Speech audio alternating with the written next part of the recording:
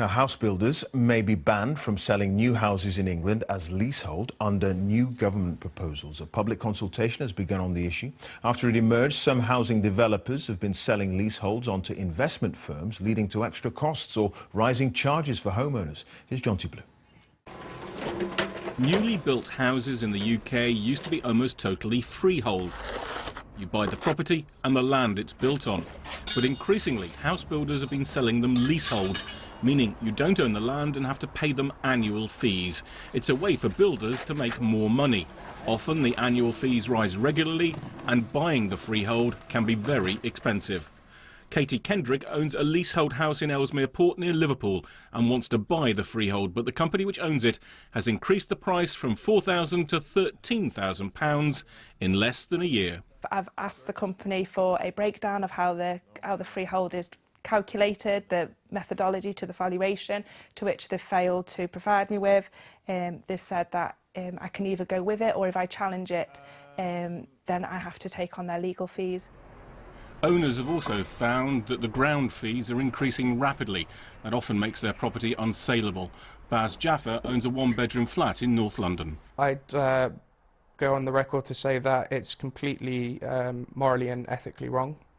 I'm pretty sure they are aware of this, and I think they have an obligation to their customers, whether those be people who bought houses or flats, in order to make right the situation. Legal experts believe that as a result, leasehold sales have no place in the housing market. And it's just the tip of the iceberg, really.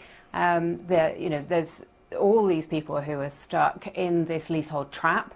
And unfortunately, the developers are just using this as another way to profiteer and make money. But house builders say in some cases, leasehold is best. Well, I think a blanket ban could be problematic if you're a council wanting to build homes, perhaps wanting to retain the value of the land, if you're a National Trust and heritage projects, or maybe you're a landowner looking to give discounts to local community land trusts or groups trying to purchase that land. Actually, the leasehold model works quite well. Now the government is set to act. It wants to ban leasehold contracts for newly built houses. But what we're talking about here are houses that are being sold on leasehold, thousands of them for no good reason, and then once they're sold, the people that have purchased them are exposed to these ever-increasing ground rents. It's not acceptable, it's wrong, enough is enough, and we're taking action.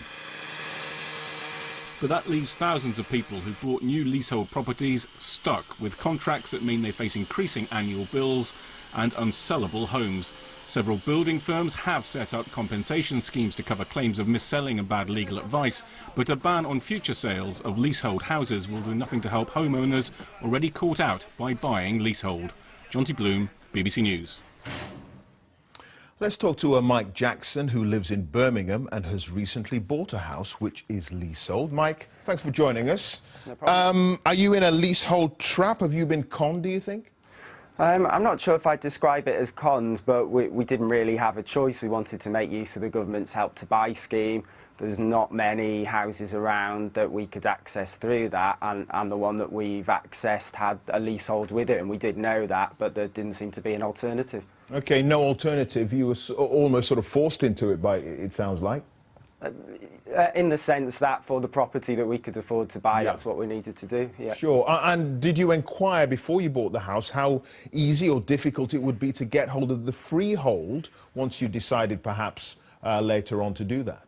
Only through researching ourselves on the internet, not through the developer, no. The developer didn't offer that as part of the deal?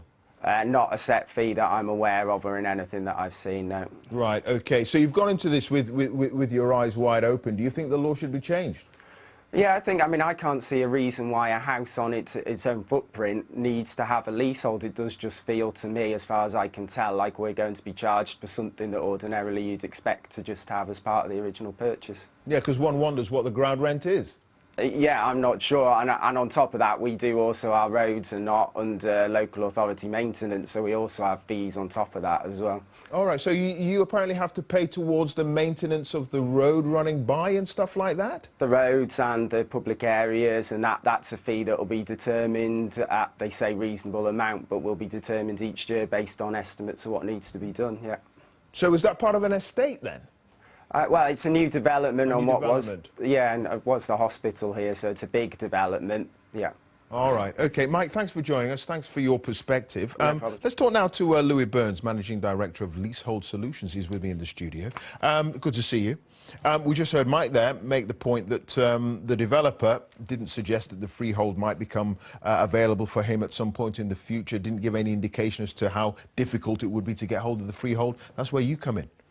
Well, it is. It seems that it's quite a straightforward thing to buy the freehold of your property, but actually it's less straightforward than you would imagine. Although legislation is in place to allow you to purchase the freehold, there are lots of grey areas that a freeholder can be difficult in the negotiations, because obviously it's in their interest to get as much money as they possibly can, which means that leaseholders, on top of the actual cost of the buying the freehold, would also be forced to pay rather large legal fees to try and negotiate what is a fair price. It does sound like a bit of a con.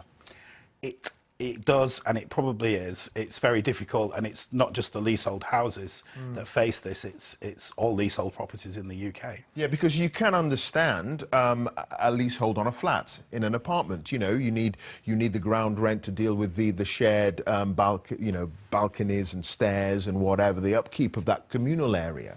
But in the case of a house, sounds like a con.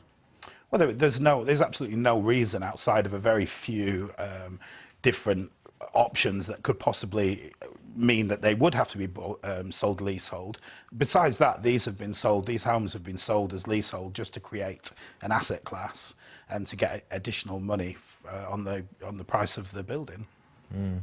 So are you having an increasing number of people coming to you to try to get their situation sorted out? They have a leasehold, but they want to get hold of the freehold and so on? Yes, every day people are becoming more aware of this and wanting to take back possession of their own homes. All right, we're going to leave it there. Louie, thanks for joining us. Thanks very much indeed.